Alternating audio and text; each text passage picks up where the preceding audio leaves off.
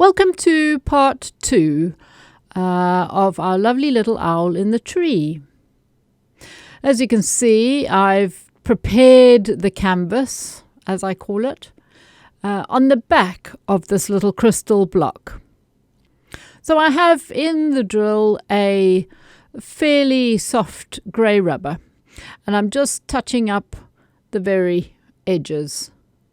Bearing in mind, this owl is inside a tree, so it's sort of peeping out. Not that it looks like it at the moment, but the shading is quite important. And I'm going around areas where I know they are pretty much darker than I have engraved them at the moment. So touching up where I have included the stone. I'll just round the eyes a little bit more.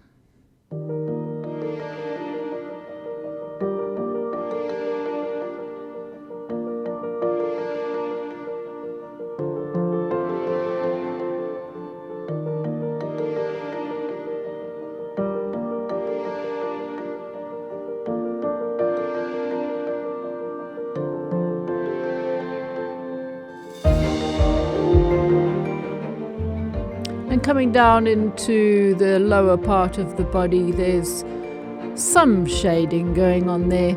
But this sort of thing can be changed throughout the whole process. Already, in fact, I've just noticed that I had not quite done the shape right. And the head needed to be coming forward a little bit more. Don't worry, it does look a bit weird at the moment. So that was a large diamond burr because I was trying to smooth over a ridge that I had created. I didn't really want that. And that was a stone that I was going over a bit of the diamond work with, just to smooth that out so that I can come back with this rubber just to soften it a little more. And coming down where I see there is shading on the body, and as you can see, I decided I wanted this shading to be a little bit more subtle, so I'm holding it in my fingers, taking it out the drill and holding it in my fingers. That just produces a slightly softer shade. Great, very useful when you're working on delicate faces. Okay, so I have Dura White where I have put the tiniest of half-tone highlights in the eyeballs.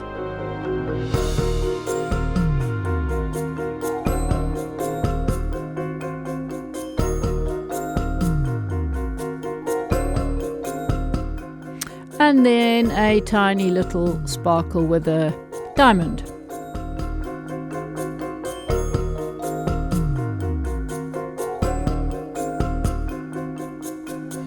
Go. It makes such a difference. The eyes having a little sparkly effect. Now my rat's tail requires some sharpening, so I am just running it against a stone. It can be any old stone, even the back end of a diamond.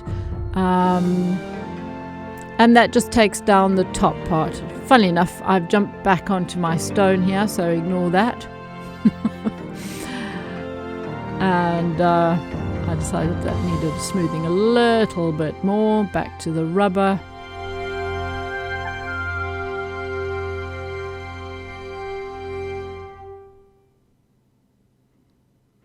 And now to my nicely sharpened rat's tail.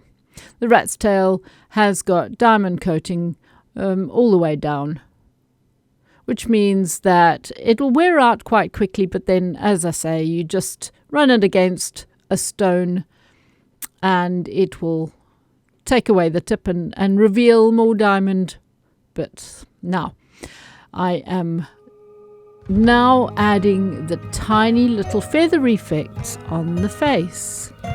You can see I've turned the glass around a little bit so that it is more comfortable to create a neat stroke.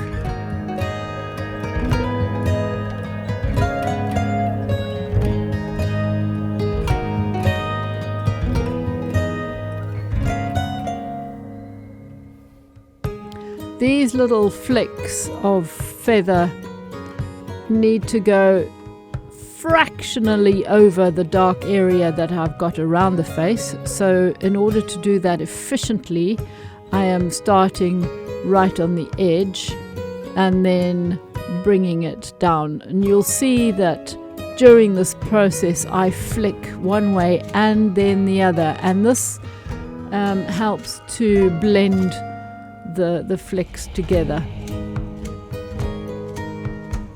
and into the background color as well. So this diamond, you will see I am actually working dry, which is fine. I find that is a good way to see what I'm doing, and when I'm working with very sharp rat's tail and the glass is already open, well, it's not broken obviously, but the surface is broken. The surface is already broken with previous engraving, so it is much easier to engrave into and produce these lovely, bright, sharp highlight effects. The effects of little hairy feathers. As you see again, the little short strokes to flick it out into that dark area, and then bringing it down. Trying not to show a blob where you start your stroke. There you see, I need to sharpen it again. Sharpen it frequently. Sharpen it whenever you feel you need to.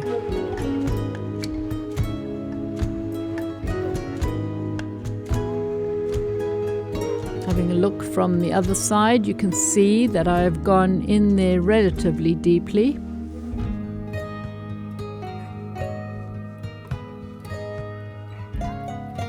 You do this process slowly and deliberately.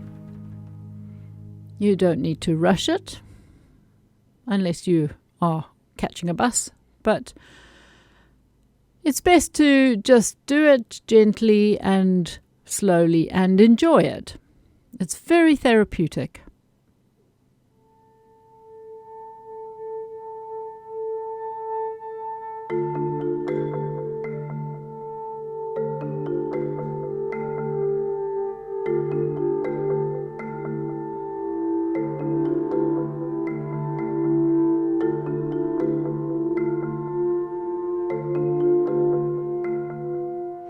Now, with turning the glass, basically I am either going to be pushing it away or pulling it towards me. I feel that this is the most efficient way of creating a nice, neat, straight line.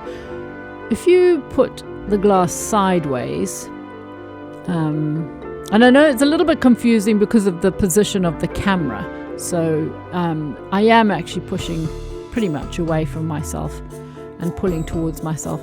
But if you try and engrave directly sideways, it is really difficult to make a neat straight line. So it's always best to turn the glass.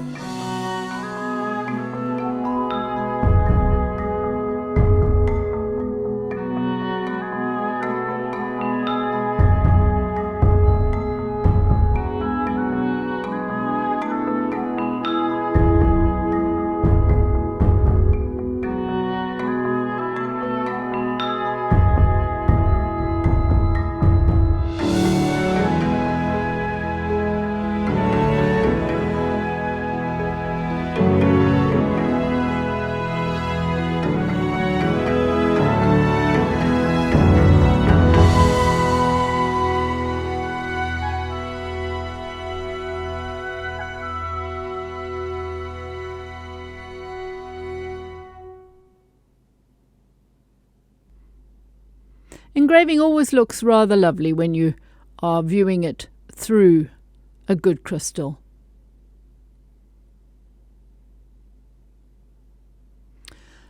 Okie doke, so out with a soft grey rubber, or any softish rubber that you've got on hand. The softer it is, the more it's going to go into the engraving.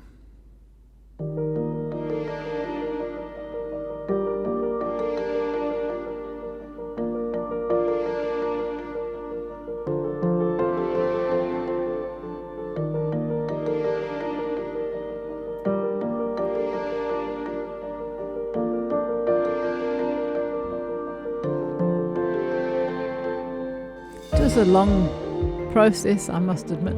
And even after, I noticed that there were some areas on this hairy bit that I needed to touch up. You can see the eyes even shine a bit. Sometimes you may think that eyeballs don't need a sparkle engraved into it when it already has a shine. There is that. You can leave it, but I just like to add that extra shine. Now here I have a diamond, sort of a flame-shaped diamond, which is quite rough, but I am smoothing over this area a bit. I decided I wanted to get rid of some of the dents that I had made. I think the tummy is relatively smooth.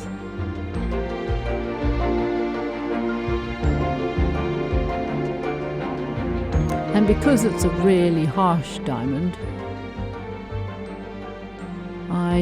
it comes up lovely and bright. So I'm just adding a few highlights in the top and holding it on its side. It can create a few sparkly lines all at once.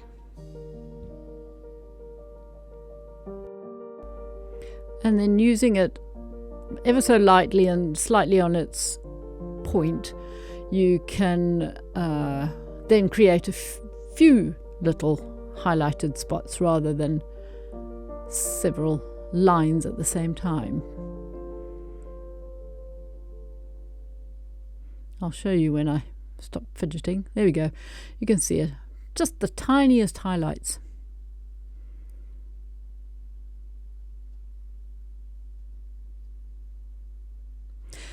Now I have got a Dura White. And you can see what I'm doing. Tiny little black spots that the owl has. Or not black, but quite dark spots. They're quite small. But what you don't want to be doing is engraving great big dents, because all it is colour. It's not texture.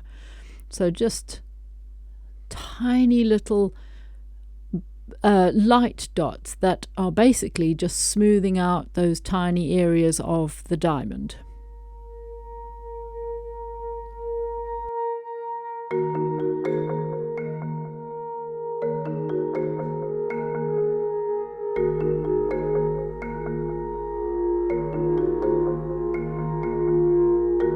And then out with the little brown rubber or green rubber or whatever you happen to have that's teeny tiny. You can even put a point on any other rubber, just run it against a stone.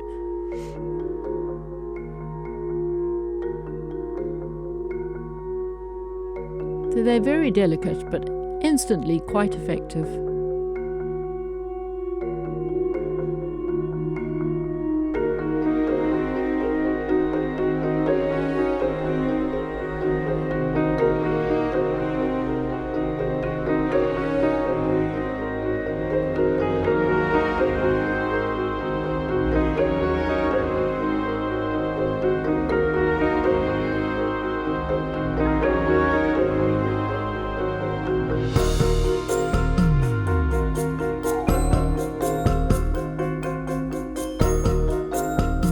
Bits of shading on the tiny little beak.